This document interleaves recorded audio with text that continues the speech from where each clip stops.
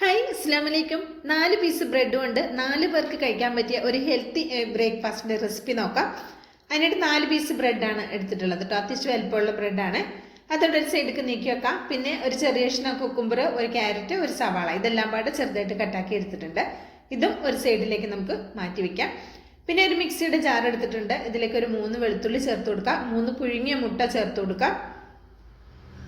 ഇനി ഇതിലേക്ക് നമുക്ക് കുരുമുളക് പൊടി ചേർത്ത് കൊടുക്കാം. ഒരു 1/4 ടീസ്പൂൺ കുരുമുളക് പൊടി, 1/2 ടീസ്പൂൺ ചുവന്ന മുളക് ചതക്കിയത്, അതുപോലെ തന്നെ ആവശ്യത്തിനുള്ള ഉപ്പ്, 1 ടീസ്പൂൺ വിനാഗിരി, 2 ടേബിൾ സ്പൂൺ ഓയിൽ ചേർത്ത് കൊടുക്കാം. മണമില്ലാത്ത ഏത് ഓയിലും ചേർത്ത് കൊടുക്കാം. എല്ലാം പാടെ നന്നായിട്ടൊന്ന് അരച്ചെടുക്കാം.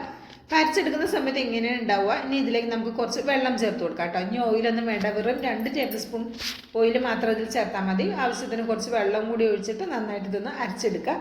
നമ്മൾ മയണൈസാണ് തയ്യാറാക്കിയത്, നല്ല ക്രീമി ആയിട്ട് കിട്ടണം. അപ്പോൾ ഇതാ ഇതിലേക്ക് നമ്മളൊരു പാത്രത്തിലേക്ക് നമ്മൾ കട്ടാക്കി വെച്ചിട്ടുള്ള വെജിറ്റബിളൊക്കെ ചേർത്ത് കൊടുക്കുക.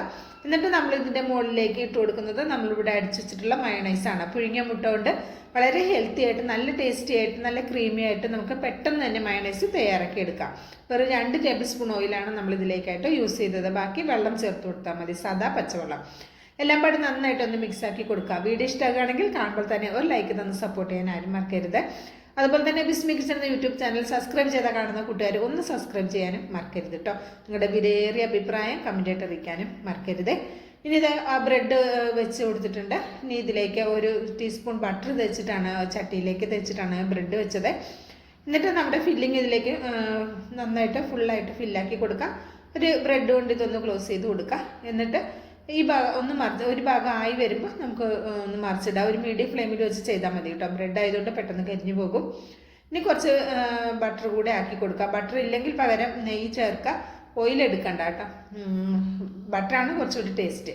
അങ്ങനെ നമ്മുടെ അടിപൊളിയായിട്ടുള്ള ബ്രേക്ക്ഫാസ്റ്റ് റെഡി ആയിട്ടുണ്ട്. ഇത് ബ്രേക്ക്ഫാസ്റ്റ് ആയിട്ട് കഴിക്കാം, സ്നാക്കായിട്ട് കഴിക്കാം കേട്ടോ. അപ്പോൾ അത് മുഴുവനും ഇവിടെ റെഡി ആയിട്ടുണ്ട്. നമുക്കിതൊന്ന് കട്ട് ചെയ്ത് നോക്കാം. അങ്ങനെ വളരെ സിമ്പിളും നല്ല ടേസ്റ്റിയും ഹെൽത്തി ആയിട്ടുള്ള ഒരു അടിപൊളിയായിട്ട് നമുക്കിവിടെ ബ്രെഡും അതുപോലെ തന്നെ കുറച്ച് വെജിറ്റബിൾസും മുട്ടയൊക്കെ ഉണ്ട് തയ്യാറാക്കി എടുക്കാം.